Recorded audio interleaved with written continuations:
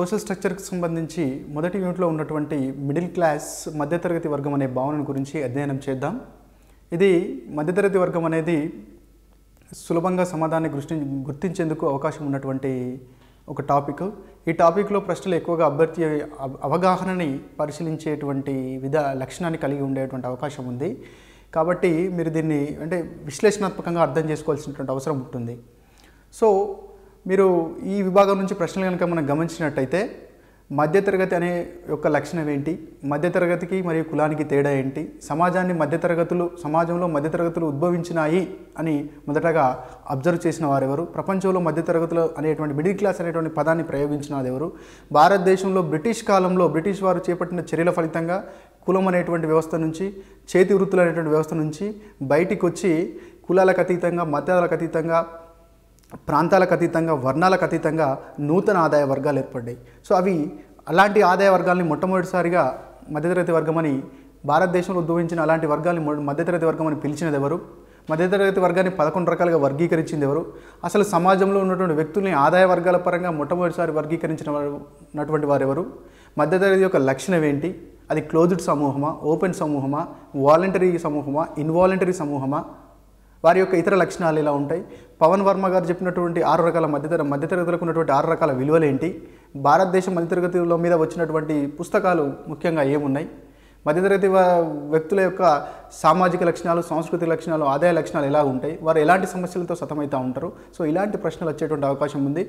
ఉదాహరణకి ఈ క్రింది వానిలో మధ్యతరగతి లక్షణం కానిదేది? ఏ, అధిక సామాజిక గతిశీలత ఉంటుంది. బి, మధ్యతరగతి అనేది సాధించిన అంతస్తు. సి, మధ్యతరగతి అనేది ఆపాదించినటువంటి అంతస్తు. డి, మధ్యతరగతి అనేది కుల వృత్తులకు సంబంధించినటువంటి జీవన విధానం. సో ఇలాంటి పాయింట్ ఆఫ్ వ్యూలో మనకు క్వశ్చన్లు వస్తూ ఉంటాయి. కాబట్టి ఈ యొక్క మధ్యతరగతి అనేటువంటి కాన్సెప్ట్ని అవగాహన చేసుకుంటే సులభంగా మన ప్రశ్నలకి సమాధానం పెట్టవచ్చు. మీరు వినే ఉంటారు, ఎక్కువగా కమ్యూనిస్టులు ఉపయోగించేటువంటి పదం బూర్జువాలు అని వాడుతూ ఉంటారు. పెట్టుబడిదారులను ఉద్దేశించి బూర్జువాలు అనే పదం వాడుతూ ఉంటారు. సో ఇండస్ట్రియలైజేషన్ వచ్చిన తర్వాత ప్రపంచంలో మొట్టమొదటిసారిగా ఇండస్ట్రియలైజేషన్ అనేది యూరోప్ సమాజంలో స్టార్ట్ అయింది.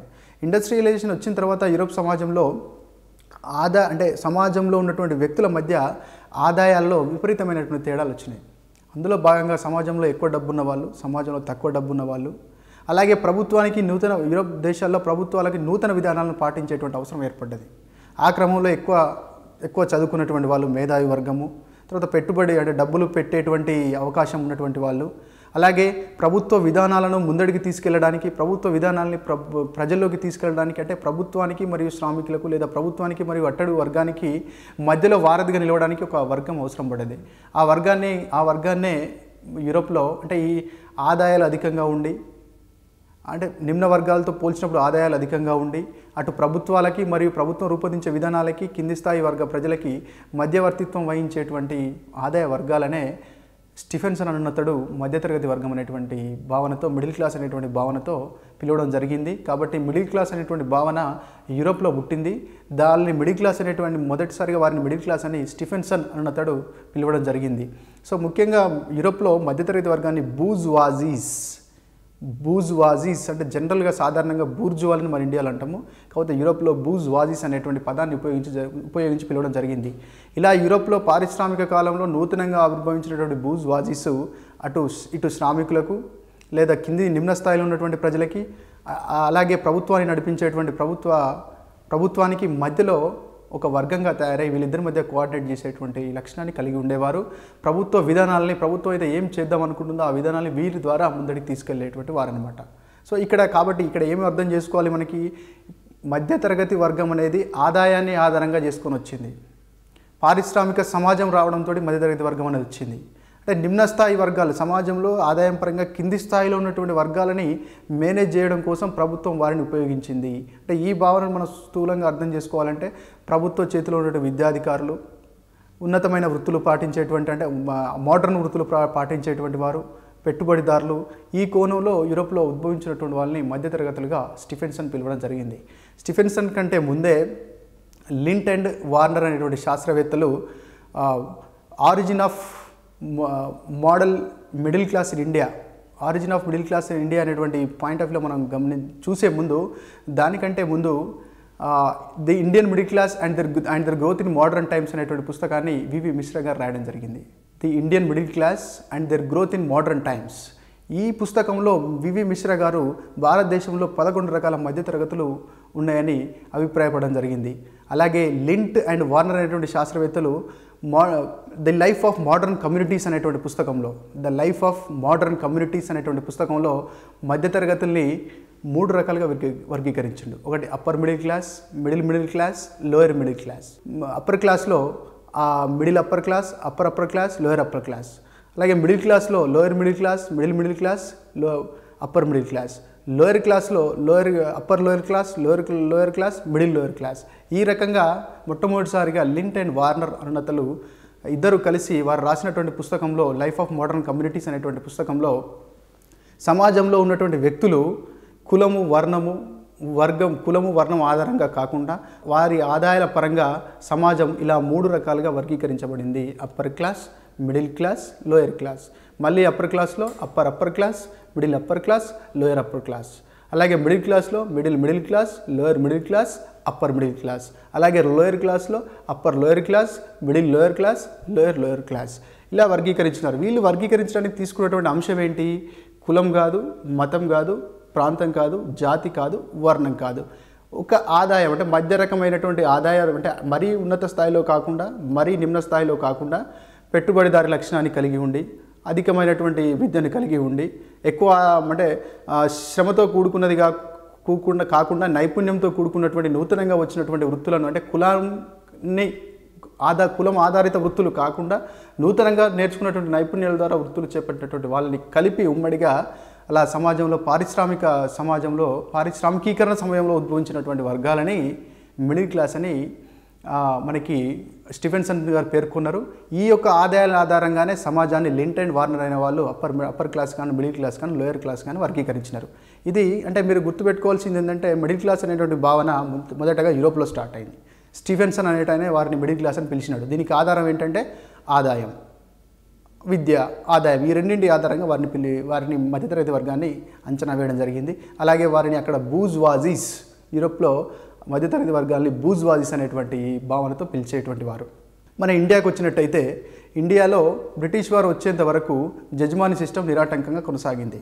అంటే ఇక్కడ జజ్మాని సిస్టంలో ఉత్పత్తి అంటే భూస్వాములు భూమిని కలిగి ఉండేవారు. వారికి సేవలు అందించేటువంటి కులాలు ఉండేవి. వారిని ప్రజా లేదా కామిన్ అనేవారు. వీరు తమ కులాల ఆధారంగా వారి యొక్క కుల వృత్తులను పాటించేవారు. విద్య చదువుకుని గుమస్తా అవ్వడం, లేకపోతే చదువుకొని డాక్టర్ అవ్వడం, చదువుకుని ఒక లెక్చరర్ అవ్వడం, ఇలాంటి కాన్సెప్ట్ కాకుండా ఏ క్యాస్ట్లో జన్మిస్తే ఆ క్యాస్ట్ని పాటించేటువంటి ఆచారం వచ్చింది. అలా గ్రామాలు స్వయం స్వావలంబత్వంతో కూడి ఉండేవి. ఎప్పుడు జజ్మాని వ్యవస్థ భారతదేశంలో ఉన్నప్పుడు అప్పుడు ప్రతి గ్రామం స్వయం పోషకంగా ఉండేది.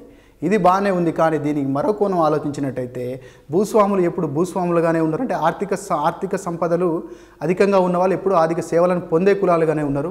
ఇక్కడ సేవలు అందించే కులాలుగానే ఉన్నారు. తరతరాలుగా అలాగనే ఉన్నారు. అయితే బ్రిటిష్ వారు వచ్చిన తర్వాత భారతదేశ సామాజిక నిర్మాణంలో చాలా మార్పులు జరిగినాయి. ఒకటి ఏంటంటే ఇక్కడ ఇండస్ట్రీలు స్థాపించినారు వాళ్ళు. అలాగే బ్రిటిష్ వాళ్ళు భారతదేశాన్ని పరిపాలించేటువంటి క్రమంలో బ్రిటిష్ వారి యొక్క సంస్కృతి విలువలు ఆంగ్ల విద్య ప్రవేశపెట్టడానికి మెకాలే ఆంగ్ల విద్యా విధానాన్ని తీసుకొచ్చాడు. బ్రిటిష్ వారికి తమ పరిపాలనలో అండదండగా ఉండేందుకోసమై భారతదేశంలో వారికి ఉద్యోగులు అవసరం పడ్డారు. అందుకోసం బ్రిటిష్ వారికి అనుకూలమైనటువంటి ఉద్యోగులను తయారు చేయడం కోసం మెకాలే విద్యా విధానాన్ని ప్రవేశపెట్టారు. మెకాలే విద్యా విధానం యొక్క లక్షణం ఏంటి?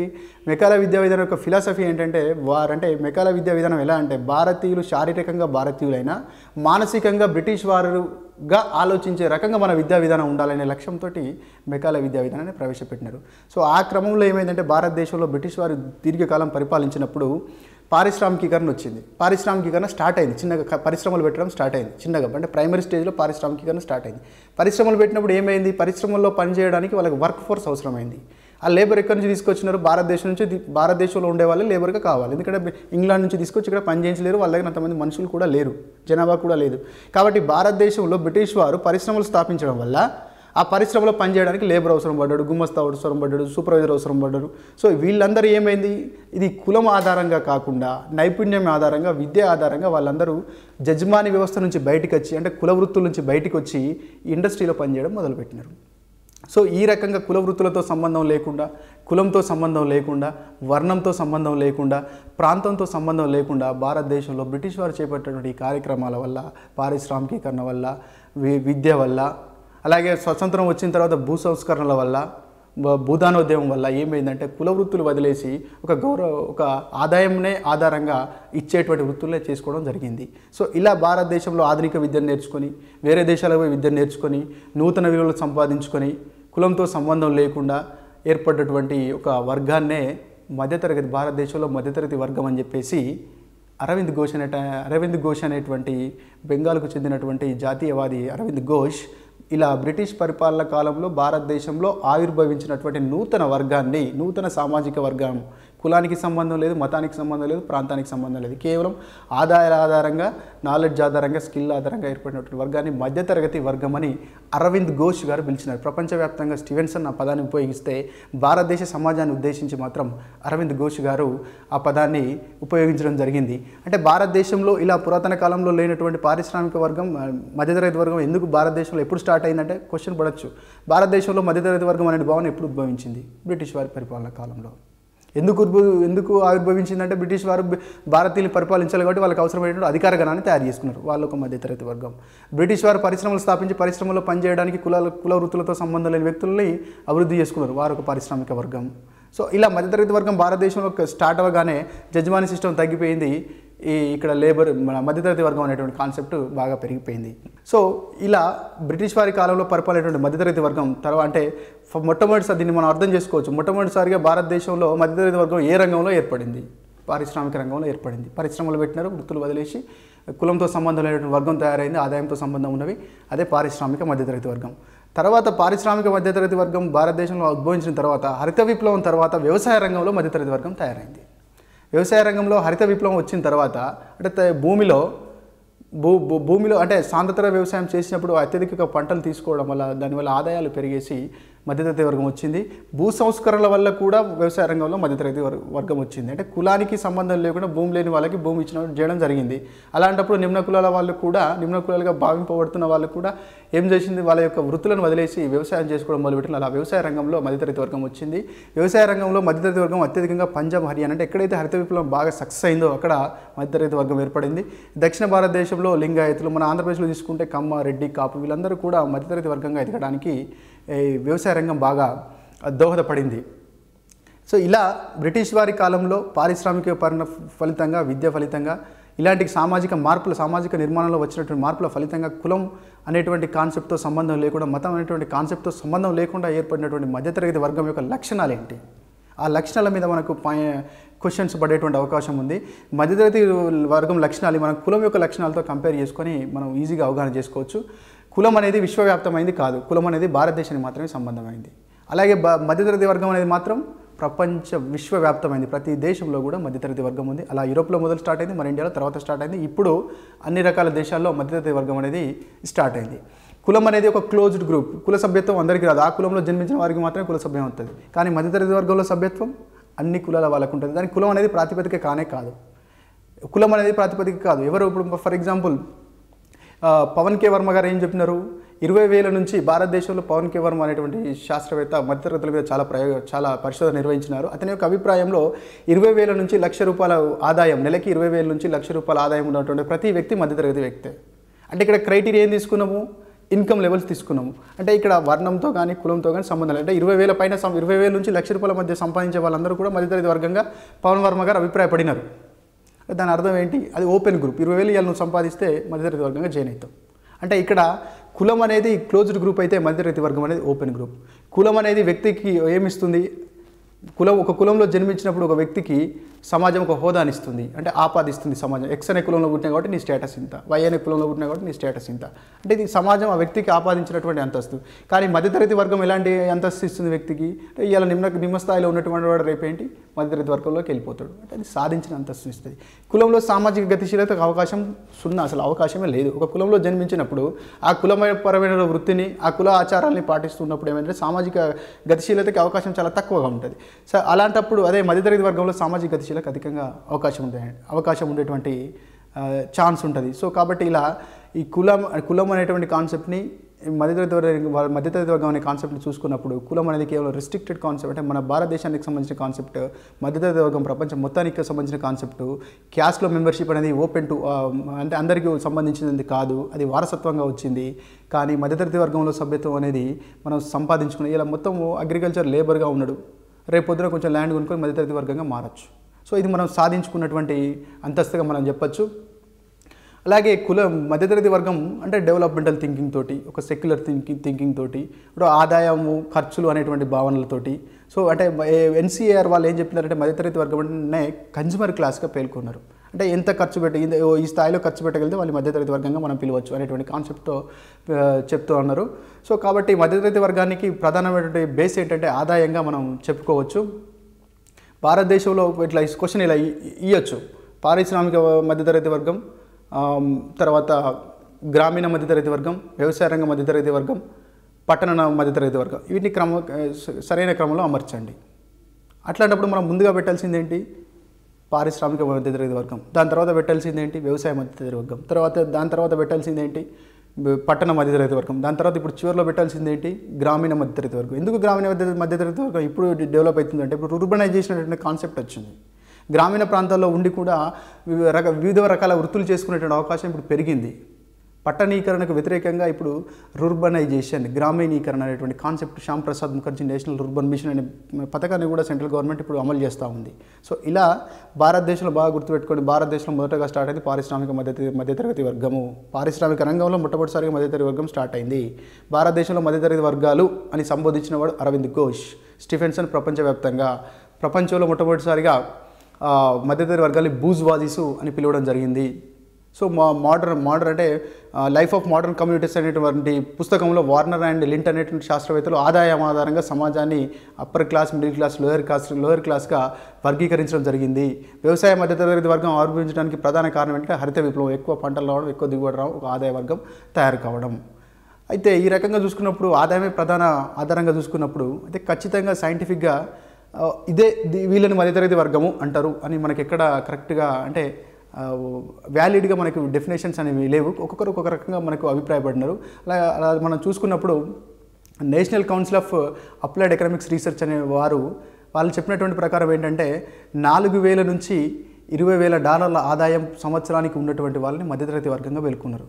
వారినే వీరు కన్జ్యూమర్ క్లాస్గా పిలవడం జరిగింది. పవన్ కే వర్మ అనేటువంటి శాస్త్రవేత్త నెలకి 20,000 నుంచి ₹1,00,000 ఆదాయం ఉన్నటువంటి వాళ్ళని మధ్యతరగతి వర్గంగా పిలవడం జరిగింది.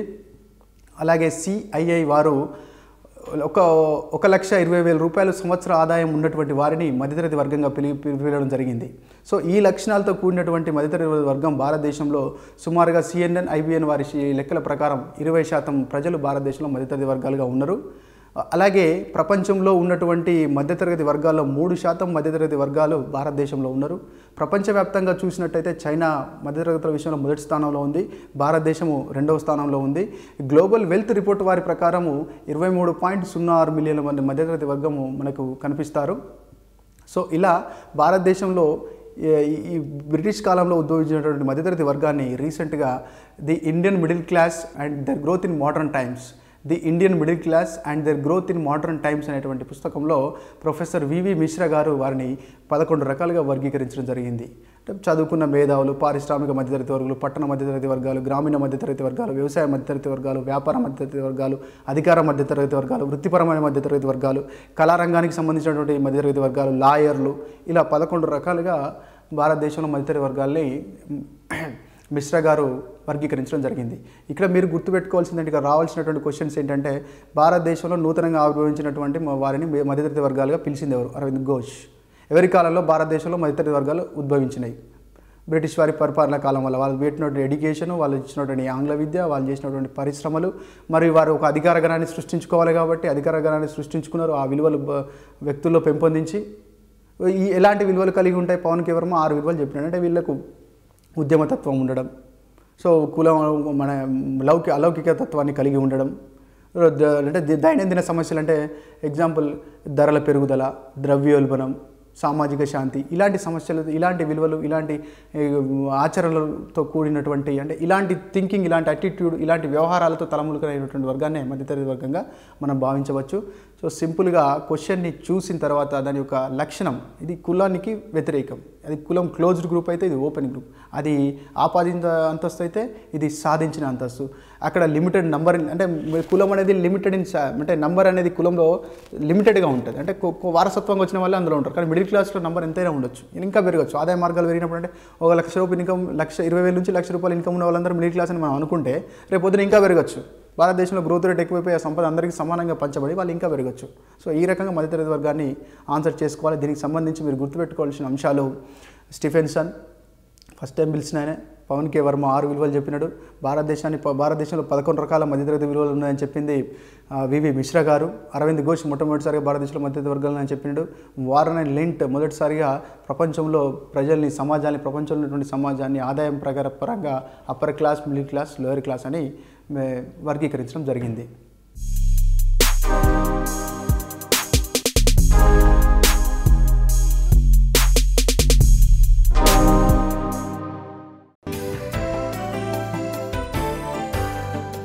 సోషల్ ఎక్స్క్లూజన్ అండ్ సోషల్ ఇన్ఈక్వాలిటీకి సంబంధించిన అభ్యసనం చేద్దాం.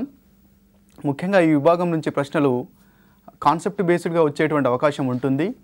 ఇందులో సోషల్ ఎక్స్క్లూజన్ అంటే ఏంటి, సోషల్ ఇన్ఈక్వాలిటీస్ అంటే ఏంటి, వాటికి గల కారణాలు ఏంటి, సోషల్ ఎక్స్క్లూజన్ స్వభావం ఎలా ఉంటుంది, దాని ఇంపాక్ట్ సొసైటీ మీద, వివిధ వర్గాల మీద ఎలా ఉంటుంది, ముఖ్యంగా సోషల్ ఎక్స్క్లూజన్కి, సోషల్ ఇన్ఈక్వాలిటీకి గురవుతున్న వర్గాలు ఏంటి, ఎన్ని రకాల సోషల్ ఎక్స్క్లూజన్స్ ఉన్నాయి, వ్యక్తి స్థాయి నుంచి, సమాజ స్థాయి నుంచి, సాంస్కృతిక స్థాయి నుంచి. అలాగే ఈ క్రింది వానిలో సోషల్ ఎక్స్క్లూజన్ యొక్క ప్రభావాన్ని తెలపండి. ఈ క్రింది వానిలో సోషల్ ఇన్ఈక్వాలిటీ రూపం కానిదేది, ఈ క్రింది వానిలో సోషల్ ఎక్స్క్లూజన్కు ఎక్కువగా గురవుతూ, భారతీయ సమాజంలో ఈ క్రింది వానిలో ఎక్కువగా సామాజిక పరాధీనతకు లేదా సోషల్ ఎక్స్క్లూజన్కు లేదా సామాజిక వెలికి గురవుతున్న వారిని గుర్తించండి. సో ఇలాంటి ప్రశ్నలు కాన్సెప్ట్ బేస్డ్ ప్రశ్నలు వచ్చేటువంటి అవకాశం ఉంటుంది. సో కాబట్టి దీన్ని మనం బాగా అవగాహన చేసుకున్నట్టయితే సులభంగా సమాధానాన్ని గుర్తించవచ్చు. బేసిక్గా సమాజం అనేది విభిన్నతతో కూడి ఉంటుంది. ప్రపంచంలో ఏ సమాజమైనా, భారతీయ సమాజమైనా, పాశ్చాత్య సమాజమైనా, సమాజంలో సోషల్ డిఫరెన్షియేషన్స్ ఉంటాయి. సోషల్ ఇన్ఈక్వాలిటీ అనేది విశ్వవ్యాప్తమైనటువంటి భావన.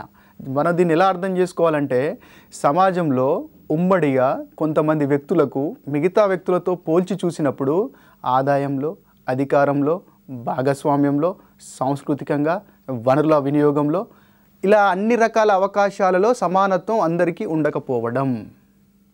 ఎందుకు ఉండట్లేదు అంటే కొన్ని చారిత్రక కారణాలు, భౌగోళిక కారణాలు, మనం పెట్టుకున్నటువంటి కుల వ్యవస్థ, తర్వాత ఈ లింగ భేదాలు. సో ఇలాంటి కారణాల వల్ల ఏమవుతుందంటే సమాజంలో కొన్ని వర్గాలకి సమూహంగా కొన్ని హక్కులను డినై చేయడం వల్ల, కొన్ని అవకాశాలను డినై చేయడం వల్ల వాళ్ళు అసమానతలకు లోనైలు. ఇలా సమాజంలో ఉమ్మడిగా గోచరించేటువంటి అసమానతల్ని మనం సామాజిక అసమానతలుగా అర్థం చేసుకోవచ్చు. అయితే ఈ సామాజిక అసమానతల్ని, అంటే సమాజంలో ఓవరాల్గా ఉండేటువంటి అసమానతల్ని రూసో గారు 2 రకాలుగా క్లాసిఫై చేసిండు. అందులో ఒకటి ప్రకృతి సిద్ధంగా ఏర్పడేటువంటి అసమానతలు, రెండవది మనకు మనంగా ఈ సమాజం నిర్మించుకున్నటువంటి ఆచారాలు, కట్టుబాట్లు, సాంప్రదాయాలు, వ్యవహారాలు, ఈ తర్వాత ఈ ప్రభుత్వ విధానాలు, అలాగే ఆర్థిక విధానాల వల్ల మనది మనం అంటే ప్రకృతి సిద్ధంగా ఏర్పడినవి కాకుండా మన సామాజిక వ్యవహారాల వల్ల ఏర్పడినటువంటి అసమానతలు సామాజిక అసమానతలు. బేసిక్గా గుర్తుపెట్టుకోండి, రూసో గారు 2 రకాలుగా చెప్పినాడు. ఒకటి ప్రకృతి సిద్ధ అసమానతలు, 2 మానవుడు సృష్టించుకున్నటువంటి అసమానతలు. ప్రకృతి సిద్ధమైన అసమానతలకి మనం ఎగ్జాంపుల్ కనుక చూసుకున్నట్టయితే లింగ భేదము అంటే దీన్ని అర్థం చేసుకోవాలి ఏంటంటే, లింగ భేదము వేరు, లింగపరమైన స్థరీకరణ వేరు. అంటే ప్రకృతి సిద్ధంగా మగవాళ్ళకి కొన్ని పనులు ఉంటాయి, అలాగే ప్రకృతి సిద్ధంగా ఆడవాళ్ళకి కొన్ని లాక్టేషన్ లాంటి పనులు ఉంటాయి. దీన్ని మనం ప్రకృతి సిద్ధమైన విభజనగా పేర్కొంటాం. అలా కాకుండా ఇది మగవాళ్ళు చేసే పని, ఇది ఆడవాళ్ళు చేసే పని, మగవాళ్ళు ఇలా ఉండాలి, ఆడవాళ్ళు ఇలా ఉండాలి, ఇది సోషల్ కన్స్ట్రక్ట్. దీన్నే మనం జెండర్ అంటాం. అంటే ముందంటే ఆడ మగ మధ్యలో ఉన్నటువంటి శారీరక ధర్మాలు, శారీరక ప్రక్రియలు, తర్వాత హార్మోనస్ డిఫరెన్సెస్, తర్వాత శరీర నిర్మాణంలో ఉన్నటువంటి తేడాలు, తర్వాత జీవిత కాలంలో వివిధ సందర్భాల్లో నిర్వర్తించవలసినటువంటి బయాలజికల్ రోల్స్, ఇది పురుషులకి మరియు స్త్రీలకి మధ్య ఉన్నటువంటి ప్రకృతి సిద్ధమైనటువంటి తేడా. So when comes to social inequality, ఇక్కడ ఏమవుతుంది, సమాజం నువ్వు స్త్రీ కాబట్టి ఇలా ఉండాలి, పురుషుడు కాబట్టి ఇలా ఉండాలి, పురుషుడు పెత్తనం చెలాయించాలి, స్త్రీ ద్వితీయ స్థానంలో ఉండాలి, స్త్రీ పురుషుని మీద డిపెండ్ అయి ఉండాలి, ఇంటి దగ్గరే పనిచేయాలి. సో ఇలాంటివన్నీ కూడా మన సొసైటీ క్రియేట్ చేసుకున్నది, దీన్ని జెండర్ అంటాం. సో కాబట్టి సమాజంలో ఎత్తులో తేడా, వర్ణంలో తేడా, జన్యుపరమైనటువంటి తేడాలు, నాలెడ్జ్లో బై బర్త్గా ఉన్నటువంటి తర్వాత ఐక్యూలో ఉన్నటువంటి తేడా. సో ఇలాంటివన్నీ కూడా ప్రకృతి సిద్ధంగా వచ్చేటువంటి అసమానతలు. కానీ ఈ ప్రకృతి సిద్ధమైనటువంటి వచ్చేటువంటి అసమానతలకు అతీతంగా సమాజంలో కొన్ని సాంప్రదాయాలు, అలవాట్లు, ఆచారాలు, కట్టుబాట్లు ఇవన్నీ తీసుకొని వచ్చి కొంతమంది వర్గాలకి ఉమ్మడిగా సమాజంలో అవకాశాలు లేకుండా చేయడం వల్ల ఏర్పడేటువంటి ఒక సామాజిక సమస్య, సామాజిక రుగ్మతే సోషల్ ఇన్ఈక్వాలిటీ. సింపుల్గా చెప్పాలనుకుంటే సమాజంలో, మన ఇండియన్ సమాజంలో సోషల్ ఇన్ఈక్వాలిటీస్కి సంబంధించి చూసినట్టయితే దళితులు, బలహీన వర్గాలు, ఓబీసీలు, కొద్ది ప్రాంతాల్లో మైనారిటీలు, స్త్రీలు, డిజబుల్ పర్సన్స్, గ్రామీణ ప్రాంతాల వారు, అగ్రికల్చర్ సెక్టార్లో ఉన్నటువంటి వాళ్ళు, ఈ తర్వాత అనార్గనైజ్డ్ సెక్టార్లో పనిచేసేటువంటి లేబర్స్, వీళ్ళందరికీ కూడా ఏంటంటే సమాజంలో కులపరమైనటువంటి కట్టుబాట్లు, ఆచరణల వల్ల అసమానతలకు గురైన వారు దళితులు, ఓబీసీలు. సో లింగపరమైనటువంటి పాత్రలు, లింగపరమైనటువంటి ఐడియల్స్, సో ఇలాంటివన్నీ జెండర్ బేస్డ్గా సొసైటీ కన్స్ట్రక్ట్ చేసింది కాబట్టి స్త్రీలు అసమానతకు గురైనరు. అలాగే డిజబుల్ పర్సన్స్కి అవకాశాలు సరిగా రాక వాళ్ళు అసమానతకు గురైనరు. ఎల్జీబీటీ కమ్యూనిటీ లాంటి వాళ్ళు ఏంటి, వాళ్ళకి ఎల్జీబీటీ వాళ్ళ మీద ఒక రకమైన అటిట్యూడ్ ఉంటుంది సమాజానికి. ఎల్జీబీటీ కమ్యూనిటీ అంటే లెస్బియన్స్, గేస్, ట్రాన్స్జెండర్స్, బైసెక్సువల్స్.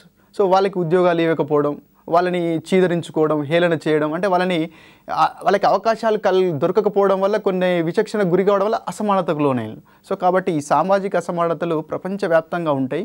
కాకపోతే ఒక్కొక్క సమాజంలో ఒక్కొక్క రకంగా ఉంటాయి. కానీ లింగపరమైన అసమానత మాత్రం అన్ని అభివృద్ధి చెందిన దేశాల్లో, అభివృద్ధి చెందుతున్న దేశాల్లో, వెనుకబడ్డ దేశాల్లో కూడా ఉంది. అందుకే ఇయాన్ రాబర్ట్సన్ అంటాడు, ప్రపంచ సమాజం మొట్టమొదటిసారిగా లింగపరమైన విభేదీకరణ చెందింది. స్త్రీ మరియు పురుషుడు అనేది ప్రకృతి సిద్ధంగా వేరువేరు లక్షణాలు కలిగి ఉంటారు, ప్రకృతి సిద్ధంగా వేరువేరు ధర్మాలు నిర్వర్తించాలి. కానీ సమాజం ఏం చేసింది, నువ్వు స్త్రీ కాబట్టి ఈ పనులు, నువ్వు పురుషుడు కాబట్టి ఈ పనులు. ఈ స్థరీకరణ, కుల స్థరీకరణ కంటే, జాతిపరమైన స్థరీకరణ కంటే, వర్గపరమైన స్థరీకరణ కంటే మొట్టమొదటిసారిగా లింగపరమైన స్థరీకరణ వచ్చిందని చెప్తాడు ఇయాన్ రాబర్ట్సన్. సో ఇలా మనకి స్థూలంగా చూసుకున్నట్టయితే సమాజానికి సంబంధించినటువంటి సంపద, అధికారము, హోదా, గౌరవం, సమాజంలో ఉత్పత్తి అవుతున్నటువంటి వనరులు, సమాజంలో ఉత్పత్తి ప్రక్రియలో ఉత్పత్తి అయినటువంటి అది జాతీయ ఆదాయమే కావచ్చు, ఉత్పత్తులే కావచ్చు, అంతిమ వస్తువులే కావచ్చు, అందరికీ సమానంగా పంపిణీ కాలేకపోయేటువంటి పరిస్థితినే సామాజిక అసమానతలు అంటాం. గుర్తుపెట్టుకోండి. ఇక్కడ భారతదేశంలో సామాజిక అసమానతలకి ప్రధానం ఏంటంటే కులం, లింగము, ఇప్పుడు చెప్పినట్టుగా gender based discrimination point of వ్యూలో, తర్వాత వలసగా వచ్చినటువంటి వాళ్ళు. సో ఇలాంటి సెక్షన్స్లో మనకి సామాజిక అసమానతలు క్లియర్గా వాళ్ళు సాంస్కృతికమైన అసమానత అంటే వెనుకబాటు, సామాజికపరమైన వెనుకబాటు, ఆర్థికపరమైన వెనుకబాటు అనేది స్పష్టంగా మనకి గోచరిస్తుంది. హర్లంబస్ గారు చెప్పినట్టుగా సామాజిక అసమానతల యొక్క ప్రధాన రూపమే సామాజిక స్థరీకరణ అంటాడు. అంటే ఇవి రెండు సామాజిక అసమానతలు ఎందుకు వచ్చినాయంటే నువ్వు ఎక్కువ, నేను తక్కువ, లేకపోతే వీళ్ళు ఫలానా ఏ, బి అనేటువంటి వర్గాలు పై స్థాయిలో ఉంటాయి, బి, సిడి అనేటువంటి వారు కింది స్థాయిలో ఉంటాయి. ఉన్నతమైన వృత్తులు వాళ్ళు చేపట్టాలి, నిమ్నమైన వృత్తులు వీళ్ళు చేపట్టాలి. సమాజంలో ఆదాయం వచ్చేటువంటి భూమి, తర్వాత అధికారము, తర్వాత ఈ సాంస్కృతిక పెత్తనము, ఇదంతా కూడా ఉన్నత వర్గాలకి ఇవ్వడము, వీళ్ళందరినీ కూడా ఒక సేవ కులాలుగా, లేకపోతే వీళ్ళకి అంటే పంచములుగా, దళితులుగా పక్కన నెట్టేయడం. సో దీనివల్ల ఏమైంది, సమాజంలో ఉన్నటువంటి ఆదాయంలో వీళ్ళకి సరైన వాటా రాలే, సమాజంలో ఉన్నటువంటి విద్యా అవకాశాల్లో సరైన వాటా రాలే, సమాజంలో ఉన్నటువంటి అధికారంలో వీళ్ళు అసలు భాగస్వామ్యమే కాలే. సో దీనివల్ల ఏమైంది, తరతరాలుగా ఇక్కడ అసమానతలనే ఏర్పడ్డాయి. అసమానతలు చాలా రకాలుగా ఆదాయం విషయంలో కావచ్చు, అధికారం విషయంలో కావచ్చు, తర్వాత పార్టిసిపేషన్ విషయంలో కావచ్చు. ఇది మన ఇండియన్ సినారో తీసుకున్నట్టయితే కొన్ని సమూహాలకు ఎక్కువ అవకాశాలు, కొన్ని సమూహాలకు తక్కువ అవకాశాలు ఉండడం వల్ల ఎక్కువ అవకాశాలు పొందినటువంటి సమూహాలు పైకి ఎదిగినాయి, తక్కువ అవకాశాలు పొందినటువంటి సమూహాలు కింది స్థాయికి వెళ్ళిపోయినాయి. సో దీనివల్ల సోషల్ ఇన్ఈక్వాలిటీస్ విపరీతంగా ఏర్పడ్డాయి. సో ఇలా మనం స్థూలంగా ఒక్కటి గుర్తుపెట్టుకోండి, సమాజంలో అందరు సమూహాలకు లేదా అందరు వ్యక్తులకు సమానమైనటువంటి హోదా, సంపదలో సమానత్వము, అధికారంలో సమానత్వము, హోదాలో సమానత్వము, తర్వాత ఆదాయ పంపిణీలో సమానత్వం లేకుండా అసమానతలు ఉమ్మడిగా గోచరించినప్పుడు అటువంటి దాన్ని మనం సామాజిక వెనుకబాటుతనం లేదా సామాజిక అసమానతలు లేదా సోషల్ ఇన్ఈక్వాలిటీస్ అని పిలవడం జరుగుతుంది. సో ఈ సోషల్ ఇన్ఈక్వాలిటీస్ అనేవి విశ్వవ్యాప్తమైనవి. కాకపోతే ఏంటంటే ఈ సోషల్ ఇన్ఈక్వాలిటీస్ ఇంపాక్ట్ ఎలా ఉంటుందంటే సామాజిక వెనుకబాటుతనానికి గురి కావడం వల్ల కొన్ని వర్గాలు అసంతృప్తికి లోనైతాయి. వారి యొక్క అవకాశాలు లేకపోవడం వల్ల వారికి అవకాశాలు లేకపోవడం వల్ల విలువైన మానవ వనరులు మనం కోల్పోతున్నాం.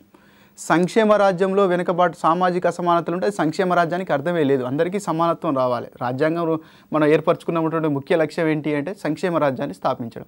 ఈ సంక్షేమ రాజ్యాన్ని స్థాపించాలంటే అసమానతలను తొలగించాలి. సంక్షేమ రాజ్యం స్థాపించినప్పుడే అభివృద్ధి అనేది సమానంగా ఉంటుంది. మన దేశ అభివృద్ధికి కావాల్సినటువంటి మానవ వనరులు మనకు వస్తాయి.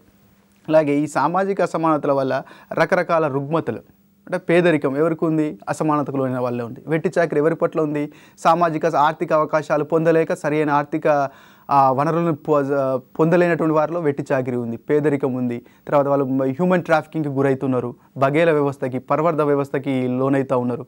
మీకు తెలుసు ఇప్పుడు ఎక్స్ట్రీమిజం ఉన్నటువంటి ప్రాంతాలు పేదరికం అంటే భూస్వామ్య అంటే భూ పంపిణీ అనేటువంటి పాయింట్తో స్టార్ట్ అయినటువంటి రైతాంగ సాయుధ పోరాటం, తర్వాత కమ్యూనిస్టు పోరాటం పేదరిక వర్గాల్లో ఎందుకుంది, అసమానతలకు లోనేటువంటి వర్గాల్లో బలంగా ఎందుకుంది? దానికి కారణం ఏంటంటే పేదరికం, సమాజంలో అవకాశాలు వారికి సరిగా కల్పించకూడదు. అంటే సోషల్ అంట్రెస్ట్కి ఇది సామాజిక అసమానతలు దారితీస్తాయి. సో కాబట్టి ఈ సామాజిక అసమానతల్ని సరిగా అంటే సంక్షేమ పథకాల ద్వారా, ఆదాయం సరిగా పంపిణీ చేయడం ద్వారా, ఆ వెనుక అసమానతలకు తరతరాలుగా అసమానతలకు గురైన వారికి కొంచెం అంటే ప్రత్యేక అవకాశాలు, సదుపాయాలు కల్పించడం ద్వారా కొన్ని సంవత్సరాల పాటు అలా ప్రయత్నించినప్పుడు సమానతలను తీసుకురావడానికి అవకాశము అంటే సామాజిక అసమానత యొక్క తీవ్రతను తగ్గించడానికి మనకు అవకాశం ఉంటుంది. సో ఇందులో ఉన్నటువంటి రెండో టాపిక్ ఏంటంటే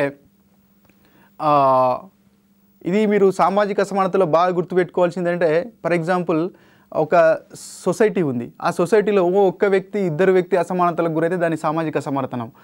పలానా ఎక్స్ అనేటువంటి సామాజిక సమూహం, వై అనేటువంటి సామాజిక సమూహం, పలానా జెడ్ అనేటువంటి కులం అంటే ఉమ్మడిగా చాలామందికి మనకి వెనుకబాటుతనానికి నెట్టేస్తూ వారికి సమాన అవకాశాలు కల్పించినప్పుడు దాన్ని మనం సామాజిక అసమానత అంటాం. ఒకే వ్యక్తి మాత్రమే అసమానత గురించి దాన్ని ఇండివిజువల్ ఇన్ఈక్వాలిటీ అంటాం. అది కాదు ఇక్కడ. అంటే ఉమ్మడిగా పలానా ఎక్స్ అనేటువంటి వాళ్ళందరూ సామాజిక అసమానత గురైనారు. స్త్రీలు మొత్తం తరతరాల పాటు సామాజిక అసమానత గురైనారు. దళితులు తరతరాల పాటు సామాజిక అసమానత గురైనారు. గిరిజనులు తరతరాల పాటు సామాజిక అసమానత గురైనారు. డిజబిలిటీ వారికి పీడబ్ల్యూడీ యాక్ట్ 1995 వచ్చే 90 పర్సన్స్ విత్ డిజబిలిటీ యాక్ట్ 1995 అనే చట్టం వచ్చేంతవరకు కూడా వాళ్ళకి బ్యారియర్ ఫ్రీ ఎన్విరాన్మెంట్ లేదు, ఉద్యోగాల్లో అవకాశం లేదు, ఎవరు కూడా ఎంప్లాయ్మెంట్ తీసుకోలేకపోయినారు. ఎందుకంటే పర్సన్ విత్ డిజబిలిటీకి మనం ఎంప్లాయ్మెంట్ ఇస్తే ముఖ్యంగా ప్రైవేట్ సెక్టార్లో మనకు అనవసరంగా మనం ఖర్చు పెట్టిన వాళ్ళు అవుతాం, ప్రొడక్టివిటీ తగ్గుతుంది. సో ఇలాంటి దృక్పథం ఉండడం వల్ల వాళ్ళు ఏమైంది, ఉద్యోగం లేదు, ఆదాయం లేదు, పేదరికలుగా మారినారు. అంటే సోషల్ ఇన్ఈక్వాలిటీస్ వల్ల వచ్చేటి ఏంటి, అన్టచబిలిటీ మనకు వస్తుంది, పేదలుగా ఉన్న వాళ్ళకి అవకాశాలు లేక వాళ్ళు నిరుపేదలుగా మారుతూ ఉన్నారు, ఎక్స్ట్రీమిజం స్టార్ట్ అవుతుంది, సోషల్ ఇన్ఈక్వాలిటీ వస్తుంది. ఈ సమాజంలో ద్వితీయ స్థానం స్త్రీలకు ఉన్నాడు. స్త్రీలకు ఆర్థికపరమైన సమానత్వం లేకపోవడం వల్ల పురుషుని మీద డిపెండ్ అవుతుంది. పురుషుని మీద డిపెండ్ కావడం వల్ల వైలెన్స్ ఎక్కువైతుంది. సో ఇలాంటి కారణాలు, ఇలాంటి కాన్సిక్వెన్సెస్ సొసైటీలో సోషల్ ఇన్ఈక్వాలిటీస్ వల్ల రావడం జరుగుతుంది. ఇందులో ఉన్నటువంటి నెక్స్ట్ టాపిక్ సోషల్ ఎక్స్క్లూజన్. అంటే పక్కన పెట్టడం, అంటే ఎక్స్క్లూజివ్గా మనం చూస్తాం షాపులో ఎక్స్క్లూజివ్ ఆఫర్స్ అంటే ప్రత్యేకంగా అప్పుడు మాత్రమే ఉంటాయి. సో కారణం ఏంటంటే జనరల్గా కాకుండా ప్రత్యేక వర్గాలు. ఏంటి ప్రత్యేక వర్గాలు? వారికి ఏమైనా స్పెషల్గా ఏమైనా ప్రొవిజన్స్ ఉన్నాయా, లేకపోతే వారికి ఏమైనా స్పెషల్గా గౌరవం ఉన్నదా? లేదు, వాళ్ళు ఎక్స్క్లూడ్ చేసినాం అంటే పక్కన పెట్టేసినాం. ఎక్కడి నుంచి పక్కన పెట్టేసినాం? సోషల్ ఎక్స్క్లూజన్ అంటే నీ పర్సనల్ రిలేషన్ అని కాకుండా మొత్తం సమాజం యొక్క కార్యకలాపాల నుంచి దూరం పెట్టినాం. సమాజం అనేది ఏ ఒక్కరిది కాదు, అందరి సొత్తు. నీరు, చెరువు ఉంది, అది అందరికి సంబంధించింది. పార్క్ ఉంది, అందరికి సంబంధించింది. దేవాలయం ఉంది, అందరికి సంబంధించింది. సమాజంలో ఉద్యోగాలు ఉన్నాయి, అందరికి సంబంధించినవి. సమాజంలో విద్యా సంస్థలు ఉన్నాయి, అందరికి సంబంధించినవి. సమాజానికి సంబంధించినటువంటి రకరకాల వృత్తులు ఉన్నాయి, ఎవరైనా చేపట్టవచ్చు, అందరికి సంబంధించింది. కానీ కొన్ని వర్గాల వారిని కొన్ని కారణాల చేత సామాజిక ప్రక్రియలో పాల్గొనకుండా పక్కకు నెట్టేసినాం. ఫర్ ఎగ్జాంపుల్ జెండర్, లింగం, స్త్రీలను కొన్ని సందర్భాల్లో కల్చరల్ యాక్టివిటీస్కి దూరంగా పెట్టడం, ఉద్యోగాలు మీకు అవసరం లేని పెట్టడం, డిజబుల్స్కి ఉద్యోగ అవకాశాలు లేకుండా పక్కన పెట్టడం, ఎల్జీబీటీ కమ్యూనిటీ ఇంతకుముందు చెప్పినట్టుగా lesbians, gays, transgenders and bisexuals వీళ్ళ మీద ఒక రకమైనటువంటి మనకు స్టిగ్మా, డిస్క్రిమినేషన్ చూపెట్టి వీళ్ళకి ఉద్యోగాల అవకాశం ఇవ్వకపోవడం, లేకపోతే ఒక ఇల్లు రెంట్కి ఇవ్వాలంటే కూడా పలానా ఎల్జీబీటీ కమ్యూనిటీ వ్యక్తి కాబట్టి నీకు ఇల్లు రెంట్కి ఇవ్వాలని చెప్పడం. సో ఇలాంటి కారణాల వల్ల ఏంటంటే సాంస్కృతిక సమాజంలో కొనసాగుతున్నటువంటి రకరకాల ఇంటరాక్షన్స్, రకరకాల పరస్పర చర్యల్లో భాగం కానియకపోవడం.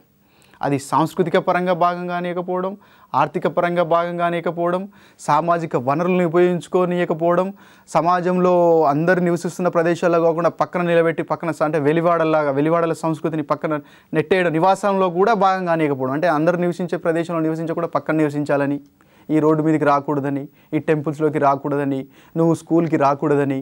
సో ఇలా సమాజంలో ఉన్నటువంటి రకరకాల ప్రక్రియల నుంచి వ్యక్తుల్ని ఈ సామాజిక ప్రక్రియల నుంచి దూరం చేసి చూసేటువంటి ఒక దుస్సాంప్రదాయాన్ని, ఒక సామాజిక రుగ్మతనే మనం సోషల్ ఎక్స్క్లూజన్ అంటాం. ఈ సోషల్ ఎక్స్క్లూజన్ని సింపుల్గా సింగిల్ లైన్లో అర్థం చేసుకోవాలంటే ఒకటే స్టేట్మెంటు: ప్రధాన జీవన స్రవంతికి కొన్ని వర్గాలని ఉద్దేశపూర్వకంగా దూరం పెట్టడం. ప్రధాన జీవన స్రవంతి అంటే ఏమొస్తుంది? మనిషి ఒక్కడు జీవించలేడు, సంఘజీవి అని చెప్పినాం, అరిస్టాటిల్ చెప్పినట్టుగా సంఘజీవి. సో అంటే మనుషులకు మధ్య ఇంటరాక్షన్స్ ఉంటే ఒకరి అవసరాలు ఇంకోటి తీర్చుకుంటారు. కానీ ఇక్కడ ఏంటంటే వీరు అస్పృశ్యులని, అంటరాని వారని, స్త్రీలని, ఎల్జీబీటీ కమ్యూనిటీకి సంబంధించిన వారని, హెచ్ఐవి ఎయిడ్స్ వచ్చిన వారని, నీకు లెప్రసీ వచ్చిందని, సో నువ్వు నొమాడిక్ ట్రైబ్ అని, నువ్వు నేర స్వభావం ఉన్నటువంటి తెగవని. సో ఇలాంటి కొన్ని చారిత్రక మరియు సాంస్కృతిక కారణాలతోటి జనాలను చూసినాం. మొన్నటి వరకు కూడా స్త్రీలను టెంపుల్లోకి రానివ్వకపోవడం. So it's a kind of cultural exclusion. స్త్రీలు అయినంత మాత్రాన టెంపుల్కి రావద్దు. అంటే హిందూ సమాజంలో సాంస్కృతిక పరమైనటువంటి కొన్ని టెంపుల్స్లో ఆ సాంప్రదాయం ఇప్పటికీ పాటిస్తూ ఉన్నారు. సో సాంస్కృతిక పరంగా వాళ్ళని పక్కకు నెట్టేయడం. సో నువ్వు పలానా క్యాస్ట్ వాడివి కాబట్టి నువ్వు ఈ వృత్తి మనం చూస్తూ ఉంటాం పేపర్లో అప్పుడప్పుడు. గ్రామాల్లో మనకి ఈ మధ్యాహ్న భోజన పథకం కింద మనకి కొన్ని సందర్భాల్లో దళితులు ఎక్కడైతే వండి పెడుతున్నారో వాళ్ళని కొన్ని అక్కడక్కడ మేము భోజనం అప్పర్ క్యాస్ట్కి సంబంధించినటువంటి కొందరు ప్రజలు వాళ్ళ పిల్లలు ఆ స్కూల్కి వెళ్ళినప్పుడు మేము ఈ భోజనం చేయం, ఇంటి దగ్గరే భోజనం చేస్తామని, లేకపోతే ట్రైబ్స్కు దళిత్స్కి సంబంధించిన వాళ్ళ భోజనం వండి పెట్టేటువంటి కార్యక్రమం వాళ్ళకి అందకుండా చేయడం. సో ఇలాంటి కార్యక్రమాలు మనకు జరుగుతూ ఉన్నాయి. సో ఇలా ఉద్దేశపూర్వకంగా సమాజంలో ఉన్నటువంటి కొన్ని వర్గాలని పూర్తిగా పక్కన పెట్టడం, అవకాశాలు లేకుండా చేయడం, సామాజిక ప్రక్రియలో భాగం లేకుండా చేయడం, వనరులు వినియోగించకుండా చేయడం, సమాజంలో అందరు నివసించే దగ్గర నివసించకుండా పక్కన పెట్టడం, ఆ వృత్తులు ఫలానా వృత్తి మాత్రమే చేయాలను, ఇది మాత్రమే చేయాలను, చర్మకారుడిగా ఉండాలి. సో ఇలాంటి ఎడబాటుకు పక్కకు నెట్టేయడాన్ని, ఎలినేట్ చేయడాన్ని మనం సామాజిక పరాధీనత లేదా సామాజిక వైనమ్యత లేదా సామాజిక వెలి లేదా సోషల్ ఎక్స్క్లూజన్. నువ్వు ఒక వ్యక్తితో మాట్లాడట్లేదంటే అది నీ పర్సనల్. కానీ ఇక్కడ ఉమ్మడిగా కొంతమంది వ్యక్తులు సమాజంలో ఒక సెక్షను ఇంకొక సెక్షన్ని మొత్తం ఎక్స్క్లూడ్ చేస్తూ ఉంది. సో ఈ సామాజిక వెలికి కారణాలు ఏంటి? మన భారతదేశంలో మళ్ళీ క్యాస్ట్ సిస్టమ్ అంటే జనాలు ఇట్లా సమాజంలో కొంతమంది వర్గాలు ఈ సోషల్ అంటే సమాజం నుంచి ఎక్స్క్లూడ్ చేయడం వల్ల వాళ్ళకి అవకాశాలు రాక అసమానతకు లోనైన్లు, ఈ వెనుకబాటుకు గురైన్లు, నిరక్షరాస్యతకు గురైన్లు, అవగాహన లోపానికి గురైన్లు, వాళ్ళ హక్కులకు భంగం కలుగుతుంది, వాళ్ళ మీద దాడులు జరుగుతూ ఉన్నాయి.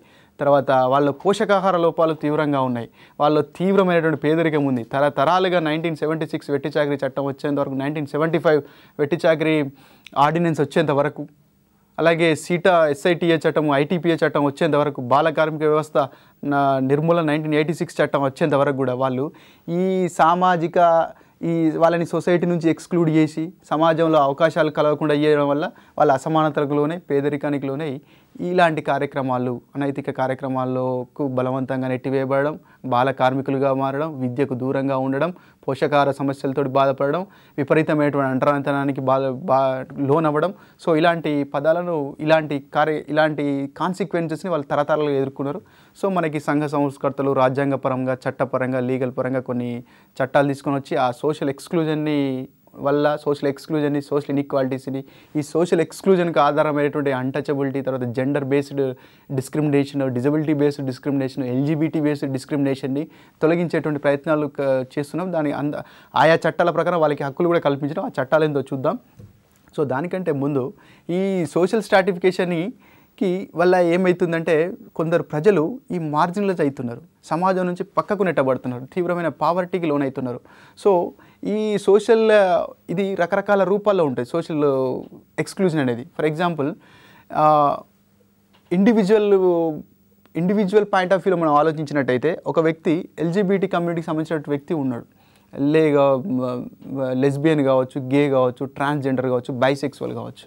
సో అతడికి రూమ్ దొరకదు రెంట్కు తీసుకుందామంటే. అలాగే ఒక డిజబుల్ పర్సన్ ఉన్నాడు, ఆయనకి ఉద్యోగం కష్టమవుతుంది, ఆయనకు ఉండేటువంటి ఉద్యోగ అవకాశాలే తక్కువ, ఎందుకంటే లోకోమోటార్ డిజబుల్ ఉన్నాడు. ఆయన కొన్ని రకాల ఉద్యోగాలకి ఆయన చేయలేడు. కూర్చొని చేసేటువంటి జాబ్స్కి కూడా డిజబుల్ అనేటువంటి రూపంలో పక్కకు పెట్టడం, హెచ్ఐవి ఎయిడ్స్ వచ్చిందని చెప్పేసి ఉద్యోగాల నుంచి తీసేయడం, హెచ్ఐవి ఎయిడ్స్ వచ్చిందని చెప్పేసి లేదా కుష్టు వ్యాధి వచ్చిందని చెప్పేసి తీసి పక్కన పెట్టడం. సో ఇలా వ్యక్తిగత కారణాలు వ్యక్తి స్థాయిలో మనకి ఈ ఎక్స్క్లూజన్ అనేది సమాజం నుంచి చుట్టుపక్కల ఉన్న వాళ్ళ నుంచి మనకి అవపడుతుంది. అలాగే సాంస్కృతిక పరంగా కూడా మనకి ఎక్స్క్లూజన్ అవపడుతుంది. అంటే ఇప్పుడు ఎగ్జాంపుల్ మనం ఇంతకుముందు చెప్పుకున్నట్టుగా మహిళల్ని కొన్ని సందర్భాల్లో పూజ లాంటి కార్యక్రమాలు చేయకుండా పక్కన పెట్టడం, కొన్ని టెంపుల్స్లోకి ఎంటర్ కాకుండా చేయడం. అలాగే అంటే సోషియేటల్ లెవెల్లో సామాజిక స్థాయిలో ఈ అన్టచబిలిటీ, అస్పృశ్యత, అపార్థిడ్ అంటే జాతి వివక్షత, ఇవన్నీ ఉమ్మడిగా ఒక వర్గం మీద అంటే ఇండివిజువల్ స్థాయిలో, ప్రత్యేకంగా సొసైటీ స్థాయిలో, ఈ కల్చరల్ పాయింట్ ఆఫ్ వ్యూలో, తర్వాత ఫినాన్షియల్ పాయింట్ ఆఫ్ వ్యూలో కూడా అంటే ఏదైనా ఒక ప్రభుత్వము లేదా రాజ్యము తాను చేస్తున్నటువంటి సంక్షేమ కార్యక్రమాలు లేదా అభివృద్ధి కార్యక్రమాలు లేదా మనకు వచ్చినటువంటి జాతీయ ఆదాయాన్ని అందరికీ సమానంగా పంచేటువంటి విధానాల్లో కొందరు వర్గాలే బాగుపడి ఇంకొందరు వర్గాలు ఇంకొన్ని వర్గాలు ఎలాంటి భాగస్వామ్యాన్ని ఆర్థిక ఫలాల్లో పొందినట్టయితే వాళ్ళు ఫినాన్షియల్గా ఎక్స్క్లూడ్ అయినట్టుగా భావిస్తాం. మనం చూసినాం గ్రామాల్లో మనకి బ్యాంకింగ్ సెక్టర్లో చూసుకుంటే గ్రామీణ ప్రాంతాల ప్రజలకి మనకేంటి అకౌంట్స్ ఉండవు, పట్టణ ప్రాంతాల వరకు అకౌంట్స్ ఉంటాయి. కారణం ఏంటంటే అవకాశాలు తక్కువ ఉన్నాయి. సో వాళ్ళని ఇంక్లూడ్ చేయడానికి అంటే బ్యాంకింగ్ సిస్టంలో వాళ్ళని ఇంక్లూడ్ చేయడానికి, నేషనల్ ఫినాన్షియల్ సిస్టంలో ఇంక్లూడ్ చేయడానికి జన్ధన్ యోజన పథకం తీసుకొచ్చినాం. సో ఇలా అంటే రకరకాల కారణాల వల్ల సమాజం నుంచి దూరంగా నెట్టివేయబడ్డవారు, వెలివేయబడ్డవారు, వారిని సోషల్లీ ఎక్స్క్లూడెడ్ గ్రూప్స్ అంటారు. ఇలాంటి ప్రాక్టీస్ని మనం సోషల్ ఎక్స్క్లూజన్ అంటాం. సో ఈ సోషల్ ఎక్స్క్లూజన్ అనేటువంటి పదం బేసిక్గా ఫ్రాన్స్లో రిన్ లెనోయిర్ అనేటువంటి సామాజిక శాస్త్రవేత్త మొదటిసారి చెప్పడం జరిగింది. ఈ రిన్ లెనోయిర్ ఫ్రాన్స్లో ఎప్పుడైతే ఈ సోషల్ ఎక్స్క్లూజన్ అనే పదాన్ని వాడినప్పుడు రిన్ లెనోయిర్ ఆయన ఏ పాయింట్ ఆఫ్ వ్యూలో వాడినాడంటే ఫ్రాన్స్ ప్రభుత్వం చేస్తున్నటువంటి ఈ అభివృద్ధి ఫలాలు లేదా ఆర్థికపరమైనటువంటి పంపిణీ అనేది సమాజంలో కొంతమందికి అందట్లేదు. అంటే సమాజంలో అందరికీ సంబంధించినటువంటి ఉమ్మడి వనరుల ద్వారా ఉత్పత్తి అయినటువంటి ఉత్పత్తిని అందరికీ సమానంగా పంచలేకపోవడం వల్ల కొన్ని సమాజంలో ఫ్రాన్స్ సమాజంలో ఉన్నటువంటి కొన్ని వర్గాలు ఆర్థికపరమైనటువంటి పంపిణీలో భాగస్వామ్యాన్ని పొందలేదు. అలా ఆర్థికపరమైనటువంటి పంపిణీలో భాగస్వామ్యాన్ని పొందలేనటువంటి వర్గాలనే సోషల్లీ ఎక్స్క్లూడెడ్ గ్రూప్ అనేటువంటి పాయింట్ ఆఫ్ వ్యూలో రిన్ లెనోయిర్ ఈ పదాన్ని సోషల్ ఎక్స్క్లూజన్ అనేటువంటి పదాన్ని మొట్టమొదటిసారిగా వాడినాడు. అయితే ఇది ప్యూర్గా ఎకనామిక్ పాయింట్ ఆఫ్ వ్యూలో వాడినారు ఫ్రాన్స్లో. కానీ మన ఇండియన్ పాయింట్ ఆఫ్ వ్యూకి వచ్చినప్పుడు అది డిఫరెంట్గా అవపడుతుంది. ఇండియన్ పాయింట్ ఆఫ్ వ్యూకి వచ్చినప్పుడు కల్చరల్గా, సోషల్గా అన్టచబిలిటీ ప్రాక్టీస్ చేస్తూ లింగపరమైనటువంటి సెక్సిజం, జెండర్ బయాస్డ్ అటిట్యూడ్ ఉండి, తర్వాత ఈ డిజబుల్స్ పట్ల, అనాథల పట్ల, తర్వాత ఈ నొమాడిక్ ట్రైబ్స్ పట్ల, క్రిమినల్స్ అంటే ఇంతకుముందు నేర స్వభావాన్ని కలిగి ఉన్న తెగలు అంటాం, వాళ్ళని ఎక్స్ క్రిమినల్ ట్రైబ్స్ అంటారు. ఎలా అంటే బ్రిటిష్ పీరియడ్లో ఏం జరిగిందంటే కొన్ని తెగలు, తగ్గులు, తర్వాత స్టువర్ట్పురము ఉండేటువంటి కొందరు, సో ఇలాంటి వాళ్ళు సమాజంలో నేరపరమైన కార్యక్రమాలు చేసి తన పొట్టపోసుకునేటువంటి వారు. అప్పుడు బ్రిటిష్ ప్రభుత్వం ఏం చేసింది, వారిని ఎక్కడైనా దొంగతనం జరిగిందనుకోండి స్టువర్ట్పురం పోయి తీసుకొచ్చి వాళ్ళని స్టేషన్లో వేయడం. అంటే ఒకప్పుడు ఒక 10 తరాల కింద 5 తరాల కింద వాళ్ళు అలాంటి యాక్టివిటీ చేసినారు. కానీ ఇప్పుడు సమాజ స్రవంతిలో కలిసినారు. బ్రిటిషర్స్ భారతదేశాన్ని వదిలిపోయేంత వరకు కూడా అలాంటి వాళ్ళని క్రిమినల్ ట్రైబ్స్ అని ఒక లిస్టు తయారు చేసినారు. పలానా తగ్గులు క్రిమినల్ ట్రైబ్స్, పలానా స్టువర్ట్పురం దొంగలు criminal tribes, criminal mentality, criminal activities చేసేటువంటి వాళ్ళని ఒక లిస్టు తయారు చేసినారు. సో వాళ్ళని ఏం చేసినారంటే బ్రిటిష్ ప్రభుత్వం వెళ్ళిపోయిన తర్వాత భారతదేశము రాజ్యాంగాన్ని అమలు చేసిన తర్వాత అంతర్జాతీయ కన్వెన్షన్స్కి అనుగుణంగా వాళ్ళు ఆల్రెడీ మారినారు. అలా పిలవడం మానవ హక్కులకు భంగం. ఆ తెగలో ఎవరో ఒకరో ఇద్దరు తప్పు చేస్తే తెగ మొత్తాన్ని మనం క్రిమినల్ ట్రైబ్గా పిలవడం నేరం అని చెప్పేసి బ్రిటిష్ వారు ఎవరినైతే క్రిమినల్గా నోటిఫై చేసినారో వాళ్ళని ఇక్కడ డీనోటిఫై చేసినారు, అంటే తొలగించినారు వారు క్రిమినల్ అనేటువంటి భావాన్ని. అయినప్పటికీ సమాజంలో పలానా తెగ వస్తున్నారు. ఫర్ ఎగ్జాంపుల్ కొన్ని రకాల ఆశ్రిత కులాలకు భయపడుతూ ఉంటారు. పొద్దున్నే వచ్చేటువంటి ఫర్ ఎగ్జాంపుల్ పొంబాల అనేటువంటి ఆయన ఉన్నాడు అనుకుందాం. సో ఆయన రాగానే భయంతో చాటడు వడ్లు కానీ బియ్యం కానీ పోస్తారు. ఎందుకంటే భయపడుతుంటే ఏమైనా మనకు హాని చేస్తాడు.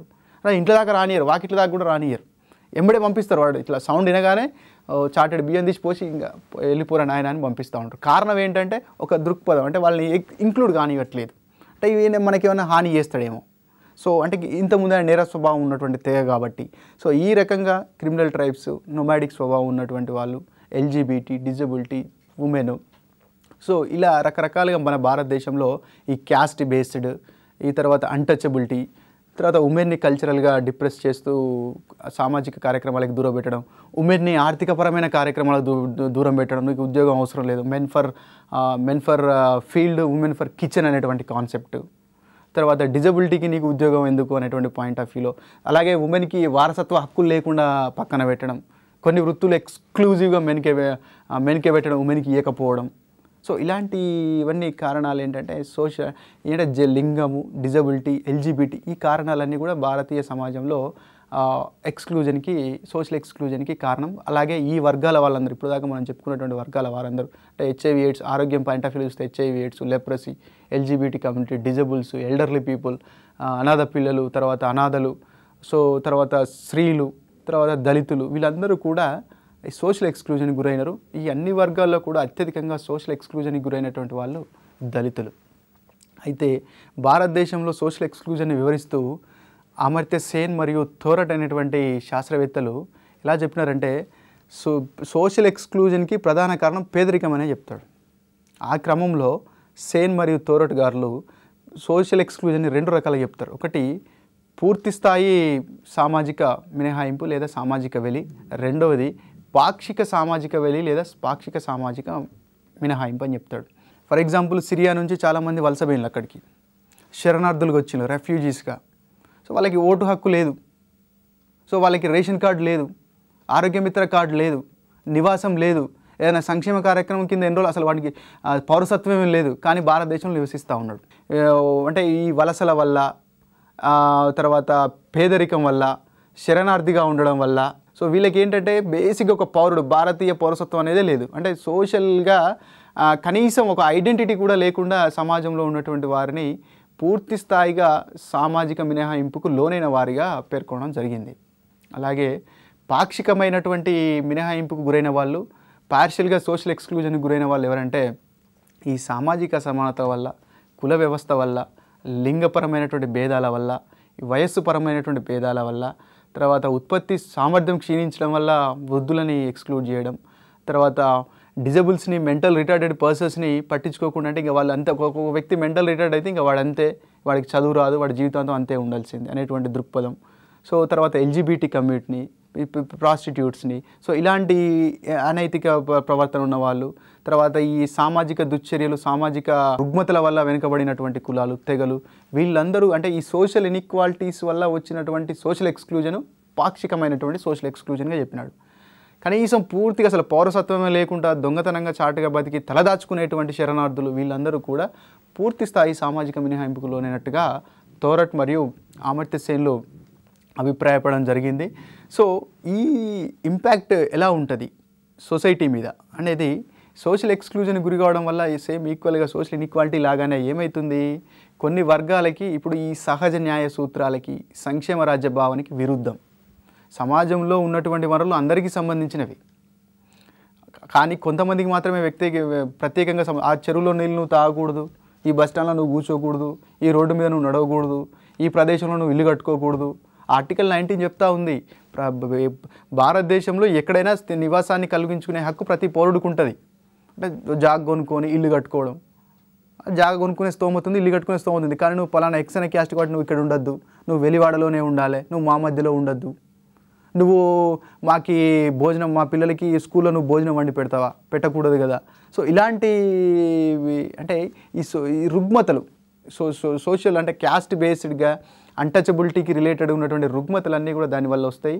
సో దాంతో ఏంటంటే తీవ్రమైనటువంటి పేదరికాన్ని, అవకాశాలు పొందలేకపోవడాన్ని, ఆర్థికంగా చితికిపోవడాలు, సో ఇలాంటి రుగ్మతలకు గురవుతూ వెట్టి చాకిరి, జోగిని, దేవదాసి వ్యవస్థ, ఫోర్సుల్ లేబరు, తర్వాత ఇలాంటి పేదరికంతో రిలేట్ అయినటువంటి అన్ని సమస్యలన్నీ కూడా ఇక్కడ మనం సోషల్ ఎక్స్క్లూజన్, అంటే సామాజిక అసమానతల వల్ల వచ్చినటువంటి పేదరికం, సామాజిక అసమానతల వల్ల సోషల్గా ఎక్స్క్లూడ్ అయ్యి సామాజిక అసమానతలు ఏర్పడి దాని ద్వారా సమాజంలో అవకాశాలు పొందలేక పేదరికానికి గురవడం, అట్రాసిటీస్కి గురవడం, దాడులకు గురవడం, వెలివాడల సంస్కృతి, సో ఇలాంటి కాన్సిక్వెన్సెస్, అంటే విలువైన మానవ వనరుల్ని కోల్పోవడం. 8.6% గిరిజన జనాభా ఉంది. 17% వరకు దళితుల జనాభా ఉంది. అంటే 25% మందిని మనం సొసైటీ నుంచి ఎక్స్క్లూడ్ చేసినాం. అంటే నీకు విద్య వద్దు, నీకు చదువు వద్దు, నీకు స్కిల్స్ వద్దు, నువ్వు తరతరాలుగా నీ కుల వృత్తినే పాటించాలి, అదే జీవన విధాన్ని కొనసాగించాలని మనం పక్కన పెట్టినాం సొసైటీ నుంచి. దానివల్ల ఏమైంది, 25% దేశంలో ఉన్నటువంటి మానవులను మనం కోల్పోతాం. సో ఇలాగే సోషల్ ఎక్స్క్లూజన్ ప్రభావానికి గురైనట్టయితే మనకి రాజ్యాంగ నిర్మాత, రాజ్యాంగ పిత మనకు అంబేద్కర్ మనకు దొరికేవాడు కాదు. సో ఇలా మానవ వనరుల మీద తీవ్రమైనటువంటి ప్రభావాన్ని చూపెడుతూ ఈ మళ్ళీ సోషల్ అన్రెస్ట్కి, సామాజిక ఉద్యమాలకి, సో ఇలాంటి వాటికి కూడా కారణమవుతుంది. అది సంక్షేమ రాజ్యం అనేటువంటి భావనకే వ్యతిరేకం. సో ఈ సోషల్ ఇన్ఈక్వాలిటీస్ని తర్వాత సోషల్ ఎక్స్క్లూజన్ అనేటువంటి పాయింట్ ఆఫ్ వ్యూలో మీకు అంటే క్వశ్చన్ వస్తే ఎలా ఉంటుందంటే, ఈ క్రింది వానిలో లింగపరమైన వివక్షతకు గురైన వారు, ఎల్జీబీటీ కమ్యూనిటీ అంటే ఈ క్రింది వానిలో సోషల్ ఎక్స్క్లూజన్కి కారణాంశం కానిదేది, పాక్షిక మినహాయింపు, పూర్తిస్థాయి మినహాయింపు అని చెప్పింది ఎవరు, యూరోప్లో మొదటగా ఈ మినహాయింపు అనేది ఏ పాయింట్ ఆఫ్ వ్యూలో, ఫినాన్షియల్ పాయింట్ ఆఫ్ వ్యూలో వచ్చిందా, సోషల్ పాయింట్ ఆఫ్ వ్యూలో వచ్చిందా, ఇండియాలో ఏ పాయింట్ ఆఫ్ వ్యూలో వచ్చింది, ఈ సొసైటీలో ఉన్నటువంటి ఇన్ఈక్వాలిటీస్ని వర్గీకరించింది ఎవరు, సామాజిక అసమానతలు ఏ రూపంలో గోచరిస్తాయి, కల్చరల్ రూపంలో ఉంటాయి, ఇండివిజువల్ లెవెల్లో ఉంటాయి, సొసైటల్ లెవెల్లో ఉంటాయి, అధికారంలో అంటే పార్టిసిపేషన్లో భాగస్వామ్యం కానియకుండా చేస్తాయి, పార్టిసిపేషన్లో ఇన్ఈక్వాలిటీ ఉంటాయి, ఫినాన్షియల్ ఇన్ఈక్వాలిటీస్ ఉంటాయి, కల్చరల్ ఇన్ఈక్వాలిటీస్ ఉంటాయి. సో ఈ రకరకాలుగా సాంస్కృతిక సామాజికపరమైన ఇన్ఈక్వాలిటీస్ ఉంటాయి. సో ఈ రకంగా ఈ అవకాశాలు పొందలేక హక్కుల ఉల్లంఘన, హక్కుల హననం, అంటే వాళ్ళకి హక్కులు లేకుండా పోవడం, తర్వాత సరియైన పోషకాహారం లేకుండా పోవడం, వాళ్ళకు అంటే తరతరాలుగా పేదరికంతో, తీవ్రమైన పేదరికంతో ఉండడం, తరతరాలుగా అంటే ఒక డిగ్రేడెడ్ వృత్తులనే చేపట్టాలనేటువంటిది, తర్వాత నిరక్షరాస్యత, విద్యకు దూరం కావడం, ప్రజాస్వామ్య ప్రక్రియలో భాగం కాలేకపోవడం, ఓటేయడానికి మాత్రమే పనికొచ్చేటువంటి యంత్రాలుగా మారుతూ అధికారంలో సరైనటువంటి వాటాని పొందలేకపోవడం. సో ఇలాంటి వాటికి గురవుతారు. కాబట్టి వీటిని తీసేయడానికే మనకి రిజర్వేషన్లు, సంక్షేమ పథకాలు, స్పెషల్ స్కూల్స్, తర్వాత ఆర్టికల్ 19 కింద ఆర్టికల్ 15, ఆర్టికల్ 16 మనకి ప్రైమరీ రైట్స్లో కూడా ఈ సోషల్ ఇన్ఈక్వాలిటీస్ని డైరెక్ట్గా, ఇండైరెక్ట్గా సోషల్ ఇన్ఈక్వాలిటీస్ని, సోషల్ ఎక్స్క్లూజన్ని తగ్గించేటువంటి చర్యల్ని చేపట్టడం జరిగింది. కాబట్టి ఈ సెక్షన్ నుంచి మీరు బాగా గుర్తుపెట్టుకోవాల్సింది, ఏ వర్గాలు సోషల్ ఎక్స్క్లూజన్కి గురవుతాయి, సామాజిక సమానతలకు కారణం ఏంది, అపార్థిడ్ అంటే ఏంటి, కల్చరల్ ఎక్స్క్లూజన్ అంటే ఏంటి, ఫినాన్షియల్ ఎక్స్క్లూజన్ అంటే ఏంటి. మొన్నటి వరకు కూడా ఎంప్లాయ్మెంట్లో డిజబుల్స్కి ఎంప్లాయ్మెంట్ లేదు. 1995 చట్టం వచ్చేంత వరకు వాళ్ళకి హక్కు లేదు. అంటే ఉద్యోగాల 3% రిజర్వేషన్లు వాళ్ళకి లేవు. మహిళలకు మొన్నటి వరకు సాంస్కృతికంగా మనం చేసేటువంటి, పాటించేటువంటి సంప్రదాయాల ప్రకారం మహిళ కిచెన్లోనే ఉండాలి అనేటువంటి ఇలా రకరకాల గ్రూపులు సోషల్ ఎక్స్క్లూజన్కి, సోషల్ ఇన్ఈక్వాలిటీస్కి గురైనవిగా మీరు గుర్తుపెట్టుకోవాలి. ఈ సెక్షన్ నుంచి ఖచ్చితంగా కాన్సెప్ట్ బేస్డ్ క్వశ్చన్లే మాత్రమే వస్తాయి. సో దాన్ని జాగ్రత్తగా అభ్యర్థులు గమనించాల్సి ఉంటుంది.